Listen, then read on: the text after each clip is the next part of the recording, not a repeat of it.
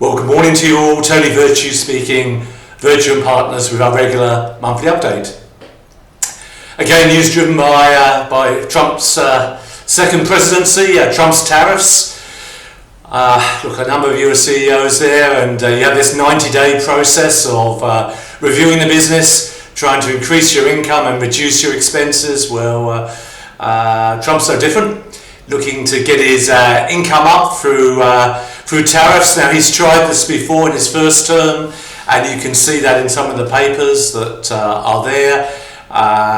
You've got to ask the question, well, you know, what happens when there's retaliatory behaviour? And we go back to the 1930s when tariffs really were a thing of the past, and globally countries agreed to do what they did best and then buy in from other countries at their best price. And economically, that is the best outcome. But for a short period of time, he's having a crack at it.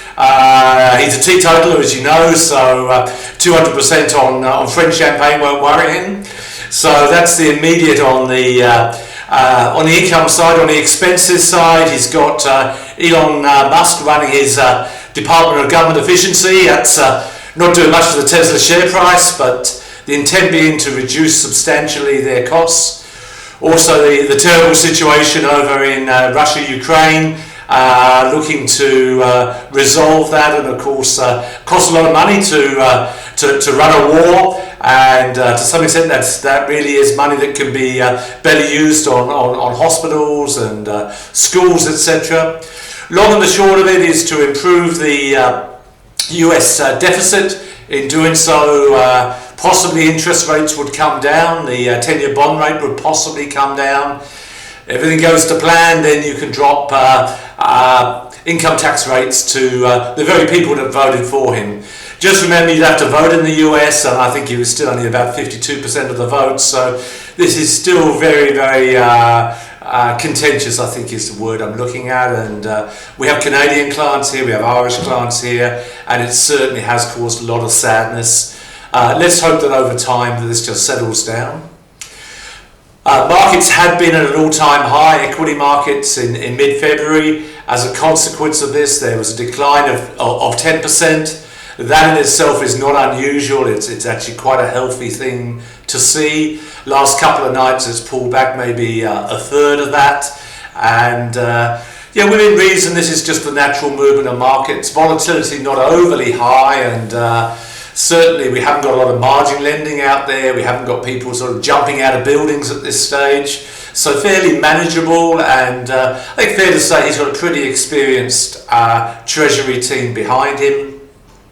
If markets do get tricky, there is this inevitable US put option that is dropping interest rates a little bit harder, drop the weights to make it a little bit easier to make money. At the same time, the Chinese are actually stimulating their economy quite strongly. That's good news for Australia. China is by far our largest counterparty, much more than the US. And if we can get iron ore prices up, that again is a bit of a windfall for the government. So Chinese market's doing quite a lot better in the last couple of months. Obviously, we had the cyclone recently in Brisbane, and our thoughts go out to our clients up there. It does look like they're getting back to normal, which is great. One of the side effects of that is that the government had to delay the calling of the election. It does mean now that we'll have a federal budget next week, and we'll certainly report on that. And now the federal election probably second, third week of May. So by the time you blink, we'll be there. At this stage, it looks like a bit of a hung parliament, so probably not a lot of change to major economic policy. Australia is still very, very heavily driven by the value of properties. We still have this supply problems that we talk about most months, and this great need to rely on immigration to support our labour and to really drive our economy.